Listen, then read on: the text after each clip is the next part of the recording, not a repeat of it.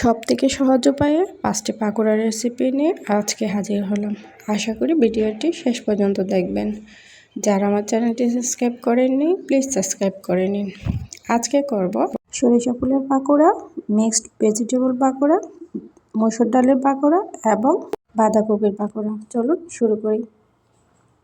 রমজান মাসের জন্য সবচেয়ে বেস্ট একটি পাকোড়া রেসিপি হচ্ছে এই পাকোড়াটা আপনি ফ্রোজেন করে রাখতে পারেন। চলুন শুরু করি। আমি এখানে 1 কাপের মতো বাঁধাকপি কুচি নিয়েছি, সাথে নিয়েছি মসুর ডালগুলো আমি 4 ঘন্টার মতো ভিজিয়ে রেখেছিলাম। একটি বাটিতে বাঁধাকপিগুলো নিয়ে নিচ্ছি। বাঁধাকপিগুলো সামান্য মাখানোর পর দিয়ে দিব ডালগুলো যেহেতু অনেকক্ষণ ভিজানো ছিল, এই পাকোড়াটা বানাতে পানির প্রয়োজন নেই। কিছুক্ষণ মাখানোর পর দিয়ে দিব বড় সাইজের একটি পেঁয়াজ কুচি, সাথে দিয়ে দিব কিছু কাঁচামরিচ কুচি। ঝালের পরিমাণটা আপনারা বাড়িয়ে বা কমিয়ে দিতে পারেন। সাথে দিয়ে দিলাম আদা কুচি। এই পাকোড়াটা আদা কুচি দিলে অনেক বেশি সুস্বাদু হয়। এখন দিয়ে দেব শুকনো মশলার গুঁড়ো, এর মধ্যে 1/2 চা চামচ হলুদ গুঁড়ো, ধনিয়ার গুঁড়ো এবং মরিচ গুঁড়ো, সাথে জিরার গুঁড়ো, পরিমাণ মতো লবণ দিয়ে আর কিছুক্ষণ মাখিয়ে নিব।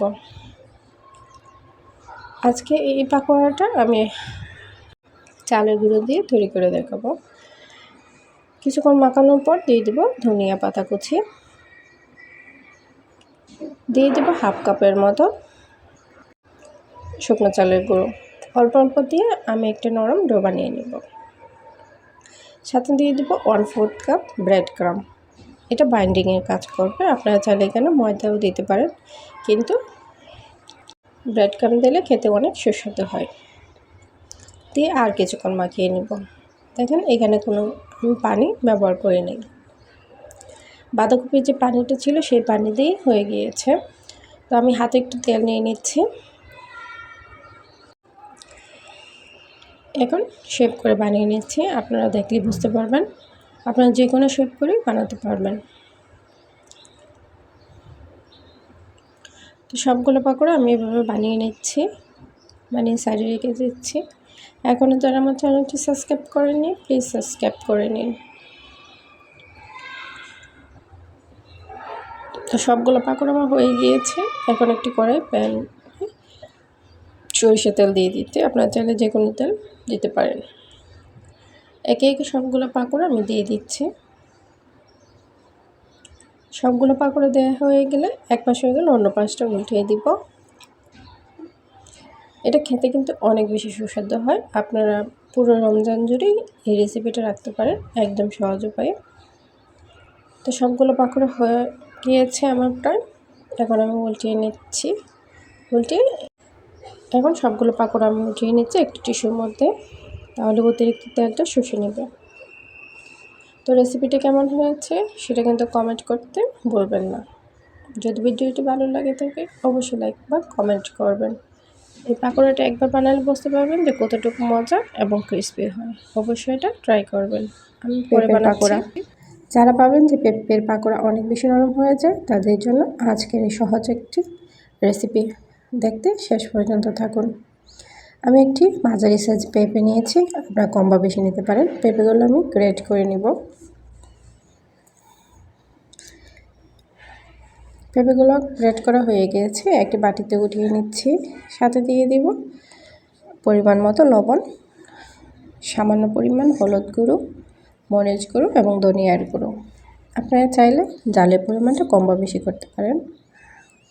আর দিয়ে দেবো একটি পেঁয়াজ এবং ধনিয়া পাতা কুচি, সাথে কিছু কাঁচামরিচ কুচিও দিয়ে দিচ্ছি। এখন ভালো করে মাখিয়ে নেব। সামান্য একটু মাখানো হয়ে গেলে তাতে দিয়ে দিব চালের গুঁড়ো। আজকে পাকোড়াটা আমি চালের গুঁড়োতে ব্যবহার করেছি। যদি এখানে পানি ব্যবহার করেন তাহলে কিন্তু পাকোড়াটা অনেক বেশি নরম হয়ে যাবে। সেই জন্য পানি ছাড়াই এই পাকোড়াটা আপনার বানানোর চেষ্টা করবেন, তাহলে অনেক বেশি মুচমুচে হয়।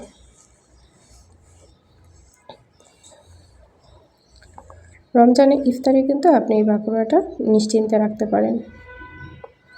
তো আমার পাকোড়াটা হয়ে গিয়েছে। এখানে কোনো আমি পানি ব্যবহার করি নাই।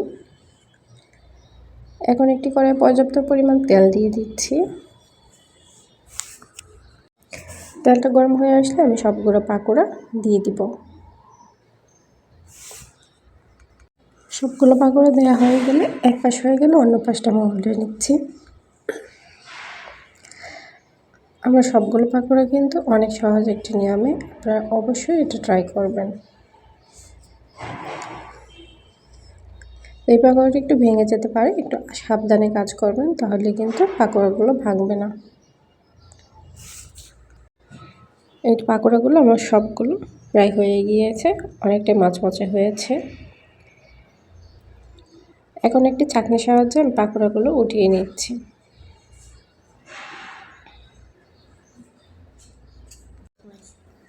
একটু টিস্যুতে মেরে উঠিয়ে নেব যাতে অতিরিক্ত তেলটা পড়ে যায়। আমি একটি পাকোড়া ভেঙে দেখাচ্ছি যে কতটুকু মচমচে হয়েছে। দেখুন ভিতরে অনেক বেশি সুন্দর হয়েছে। এখন বানাবো বাঁধাকপি পাকোড়া। যারা ভাবেন যে বাঁধাকপির পাকোড়া অনেক বেশি নরম হয়, কিন্তু আমি কিছু টিপস দিব, সেই টিপস ফলো করলে অবশ্যই বাঁধাকপির পাকোড়া মচমচে হবে। আমি এখানে 2 কাপের মতো প্রায় বাঁধাকপি নিয়েছি। বাঁধাকপি আমি একদম বেশি মোটাও করিনি, চিকনও করিনি, মাঝারি সাইজে নিয়েছি।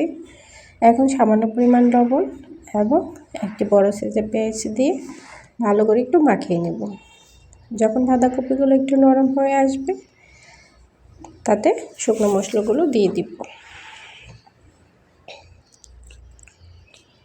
এখন দিয়ে দিব একটি কাঁচামরিচ, আপনারা ঝালের পরিমাণটা বাড়িয়ে দিতে পারেন। দিয়ে দিলাম সামান্য কিছু ধনিয়া পাতা কুচি, 1/2 চা চামচের চেয়ে কম মরিচ গুঁড়ো, ধনিয়ার গুঁড়ো এবং হলুদ গুঁড়ো। আমি কিন্তু একদম কম মশলায় সব কিছু বানানোর চেষ্টা করি, আপনারাও চেষ্টা করতে পারেন, খেতে কিন্তু অনেক বেশি সুস্বাদু হয়। এখন দিয়ে দিব 3 চামচের মতো শুকনো চালের গুঁড়ো। এই চালের গুঁড়োটা আমার ফ্রিজে ছিল, আপনারা চাইলে বাইরের চালের গুঁড়োটাও ব্যবহার করতে পারেন। দিয়ে দিব 1 চামচের মতো ময়দা। ময়দাটা বাইন্ডিংয়ে কাজ করবে। এখানে কোনো পানি ব্যবহার করবেন না, বাঁধাকপির যে পানিটা আছে সেই পানি দিয়েই কিন্তু হয়ে যাবে। পানি দিলে কিন্তু বাঁধাকপিটা ছেড়ে ছেড়ে দিবে এবং মচমচে হবে না।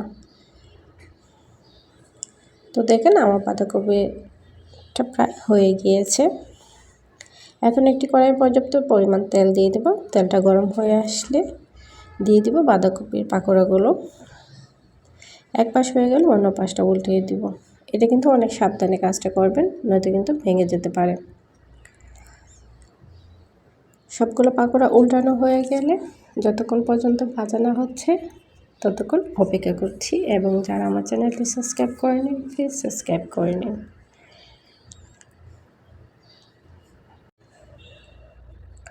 তো সবগুলো পাকোড়া আমার প্রায় হয়ে গিয়েছে, একটা বাকি, একটা পরে দিয়েছিলাম। তো এখন সবগুলো পাকোড়া আমি উঠিয়ে নিচ্ছি একটি টিস্যুতে। এভাবে করে আমি সবগুলো পাকোড়া বেছে নিচ্ছি। তো রেসিপিটি কেমন হয়েছে সেটা কিন্তু কমেন্ট করে জানাবেন, এবং শেয়ার এবং সাবস্ক্রাইব করতে অবশ্যই ভুলবেন না। আপনাদের সবার কাছে একটাই রিকোয়েস্ট, আমার চ্যানেলটা সাবস্ক্রাইব করবেন।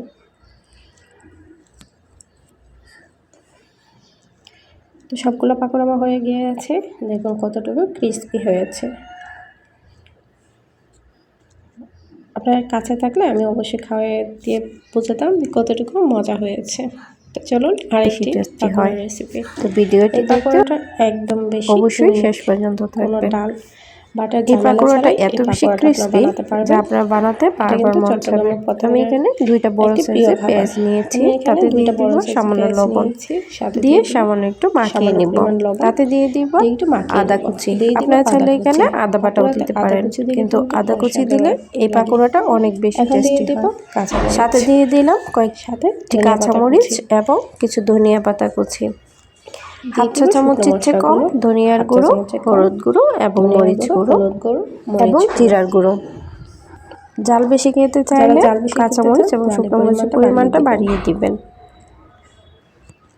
এখন দিয়ে ভালো করে মাখিয়ে নিব।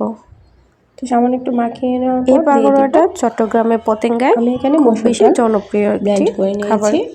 আমি এখানে হাফ কাপের মতো মসুর ডাল ব্লেন্ড করে নিয়েছি। আমি একদম মিহি করি নাই, সামান্য আস্তেও রেখেছি। দেখেন কতটুকু হয়েছে। আপনি একবার হলেও ভালো করে মেশানো হয়ে গেলে আমি এখানে দিয়ে দিব শুকনো চালের গুঁড়া। আমার চালের গুঁড়াটা ফ্রিজে ছিল, আমরা চাইলে এমনি নর্মাল শুকনো গুঁড়াও দিতে পারেন। আমি এখানে 3 চামচের পরিমাণ শুকনো চালের গুঁড়া দিয়েছি, দিয়ে ভালো করে মাখিয়ে নিব। আমি পাকোড়াটা বানিয়ে এখন দিয়ে দিব সামান্য পরিমাণ পানি। পানি দিয়ে অল্প অল্প পানি দিয়ে মিশ্রণটা পাতলা করে নিব। একদম বেশি শক্তও হবে না, আবার নরমও হবে না, মিডিয়াম থাকবে। এই পদ্ধতিতে পাকোড়া বানালে আপনার একবার হলে এই পাকোড়াটা ট্রাই করবেন এভাবে। এটা খেতে কিন্তু অনেক বেশি টেস্টি এবং মচমচে হয়। ভিডিওটি ভালো লাগলে লাইক কমেন্ট শেয়ার করবেন, কিন্তু অসাধারণ হয়। কিছুক্ষণ সময় নিয়ে এটা মাখাতে থাকবেন, তাহলে এটা অনেক বেশি সফট হবে। কারণ যেহেতু ডালটা ভেজানো ছিল না, ডালটা শুকনো ছিল, সেহেতু একটু পানি পরিমাণ মিশ্রণটা হয়ে গিয়েছে। এখন একটি কড়াই বসিয়ে নিলাম, কড়াইয়ে সামান্য পরিমাণ তেল দিয়ে দিব। এখন আমি এখানে আজকে সরিষা তেল ইউজ করেছি, আপনারা যে কোনো তেল ব্যবহার করতে পারেন। তো তেলটা গরম হয়ে আসলে আমি ছোট ছোট করে পাকোড়া শেপে দিয়ে দিব। আমি এখানে একদম ছোট করে নিয়েছি, কিন্তু ক্যামেরাতে বোঝা যাচ্ছে না, সেটা মচমচে হয়। যদি রেসিপিগুলো ভালো লাগে, চট্টগ্রামে এটা খুবই একটি জনপ্রিয় খাবার, আপনারা ট্রাই করতে পারেন। আমার একটাই রিকোয়েস্ট। তো সবগুলো দেওয়া হয়ে গেলে আমি এক পাশ হয়ে গেলে অন্য পাশটা উল্টিয়ে দিব। যে পাকোড়াগুলো আমি আগে দিয়েছি সেটা উল্টিয়ে নিচ্ছি। পাকোড়াটা ভাজা হতে হতে যারা আমার চ্যানেলটি সাবস্ক্রাইব করেননি প্লিজ সাবস্ক্রাইব করে নিন। পর্যন্ত অপেক্ষা করব। এই ফাঁকে যারা আমার চ্যানেল সাবস্ক্রাইব করেনি প্লিজ একদম কম আছে পাকোড়াটা ভাজার চেষ্টা করবেন, তাহলে বেশি মচমচে হবে, এটা করবেন। তো আমার পাকোড়াগুলো একদম বেশি ক্রিস্পি হয়ে গিয়েছে, আমি এটা নামিয়ে নিচ্ছি। এভাবে করে আমি সবগুলো পাকোড়া বানিয়ে নেব। পাকোড়াটা বানাতে বানাতে যারা আমার চ্যানেলটি সাবস্ক্রাইব করেনি প্লিজ সাবস্ক্রাইব করে নিন। তো সবগুলো পাকোড়া হয়ে গিয়েছে, আমি দেখাচ্ছি কতটুকু ক্রিস্পি হয়েছে। তো ভিডিওটি ভালো লাগলে অবশ্যই লাইক কমেন্ট এবং শেয়ার করবেন। আল্লাহ হাফেজ। আসসালামু আলাইকুম, welcome to Tania recipe and lifestyle. বিকেলের নাস্তায় ঝটপট তৈরি করে নিতে পারেন, খেতে কিন্তু অসাধারণ সবজির পাকোড়া রেসিপি। আমি ভেঙে দেখাচ্ছি কতটুকু করে মচমচে হয়েছে। আমি একটি বাটিতে নিয়ে নিলাম বাঁধাকপির মতো কুচি করে। এখন দিয়ে দিব আলু কুচি করে, একটি বড় সাইজের আলু, আর দিয়ে দিব সিম কুচি। সবগুলো একসাথে দেওয়ার পর তাতে দিয়ে দিব মশলা, দিয়ে দিব হাফ চা চামচ মরিচ গুঁড়ো, হাফ চা চামচ ধনিয়ার গুঁড়ো, হাফ চা চামচ হলুদ গুঁড়ো, এবং এখানে লবণ। সবজি ব্যবহার করতে পারেন যেমন গাজর। সবগুলো একসাথে দেওয়ার পর ভালো করে হাত দিয়ে মাখিয়ে নিব। যখন বাঁধাকপিটা একটু নরম হয়ে আসবে, আমি এখানে পেঁয়াজ কাঁচামরিচ পরে ব্যবহার করব। চালের গুঁড়ো, আমি এখানে কোনো পানি ব্যবহার করব না, পানি ছাড়াই, কারণ বাঁধাকপি থেকে পানি বের হয়ে আসবে। ভালো করে মাখানো হয়ে গেলে তাতে দিয়ে দিব চালের গুঁড়ি, দিয়ে দিচ্ছি চালের গুঁড়ো। আমি এখানে অল্প অল্প করে চালের গুঁড়ি দিতে থাকবো। মিক্সড ভেজিটেবল যদি পানির প্রয়োজন হয় তাহলে সামান্য পানি দিয়ে চালের গুঁড়ো ভালো করে মাখিয়ে নেবেন, বেশি মচমচে হয়। তো অল্প অল্প করে চালের গুঁড়ো দিয়ে আমি একটি পাতলা মিশ্রণ বানিয়ে নিব। আমি এখানে পরিমাণটা বলছি না, কারণ একটু মাখানোর চেষ্টা করবেন, কম বা বেশি বানাতে পারেন। এবং সিম মাখানো হয়ে গেলে এখন দিয়ে দিব কুচি করে পেঁয়াজ, কিছু কাঁচামরিচ সাথে। পেঁয়াজটা পরে দেওয়ার চেষ্টা করবেন। এখন আরও 2 মিনিটের মতো ভালো করে মাখিয়ে নিব। আরও কিছুক্ষণ মাখিয়ে নিচ্ছি। এখন দেখাচ্ছি যে কতটুক পারফেক্ট হয়েছে। ডোটা করা গিয়েছে। এখন একটি কড়াইয়ে দিয়ে দিব পরিমাণ মতো তেল। তেলটা গরম হয়ে আসলে কম তেল ভাজার চেষ্টা করছি, আপনাদের পছন্দ মতো পাকোড়া শেপ দিয়ে দিতে পারেন। এখন একে একে সবগুলো পাকোড়া আমি দিয়ে যখন এক পাশ হয়ে যাবে অন্য পাশটা আমি উল্টিয়ে নিচ্ছি। পাকোড়াগুলো দেওয়া হয়ে গেলে যদি আমার রেসিপিগুলো একটু সামান্য পরিমাণ ভালো লেগে থাকে অবশ্যই দুই পাশে ভালো করে হয়ে যায়, বলবেন না।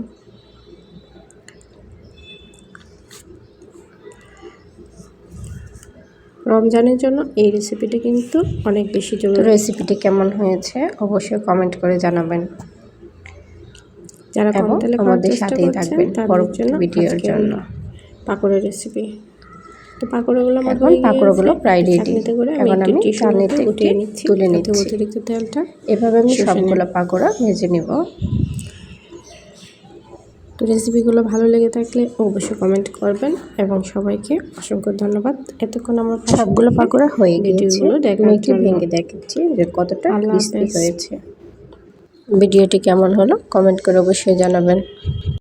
যারা আমার চ্যানেলটি সাবস্ক্রাইব করেনি প্লিজ সাবস্ক্রাইব করে নিন। এই পাকোড়াটা হচ্ছে সরিষা ফুলের পাকোড়া। আমি এখানে কিছু সরিষা ফুল নিয়েছি। এখন পানি দিয়ে ভালো করে ধুয়ে নেব।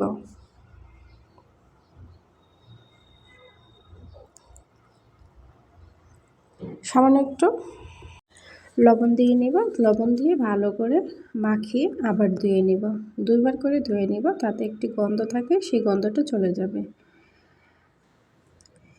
এবং ফুলগুলো নরম হয়ে আসবে। তো ফুল থেকে অনেকটা পানি বের হয়ে গিয়েছে, আমি পানিটা ফেলে দিচ্ছি। ফেলে এখন ঝরঝরা করে নিচ্ছি। এখন দিয়ে দিব পরিমাণ মতো লবণ, হাফ চা চামচের চেয়েও হলুদ গুঁড়ো, মরিচ গুঁড়ো এবং ধনিয়ার গুঁড়ো। সাথে দিয়ে দেব একটি পেঁয়াজ কুচি। এই বড়াটা কিন্তু অনেক বেশি মজা। সাথে দিয়ে দিলাম কিছু কাঁচামরিচ কুচি এবং ধনিয়া পাতা কুচি। যারা ঝালের পরিমাণ বেশি খেতে চান ঝালের পরিমাণটা বাড়িয়ে বা কমিয়ে দিতে পারেন। এখন ভালো করে একটু মিশিয়ে নিব।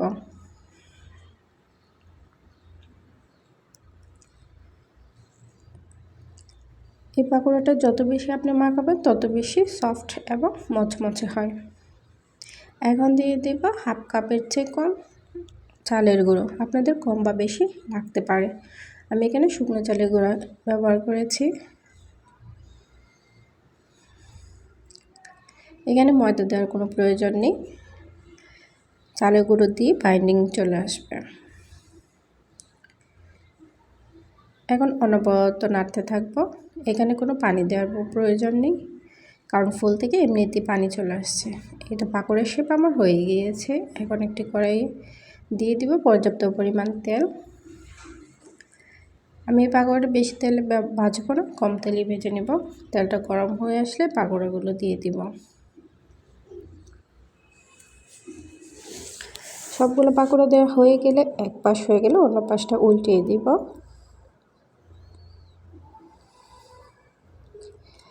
এই পাকোড়াটা আপনার একবার হলেও ট্রাই করবেন। আমার পাকোড়া ভাজাটা হয়ে গিয়েছে, এখন উঠিয়ে নিচ্ছি। সবগুলো পাকোড়া আমি এভাবে ভেজে নেব। এটা ক্যামেরাতে বোঝা যাচ্ছে না কতটুকু মচমচে হয়েছে, কিন্তু এটা অনেক বেশি মচমচে হয়েছে এবং খেতে কিন্তু অসাধারণ। আপনারা একবার হলেও এই পাকোড়াটা ট্রাই করবেন। তো এই পাকোড়াটা হয়ে গেছে, আমি অন্য একটি পাকোড়া বানিয়ে নিচ্ছি। আজকে বানাবো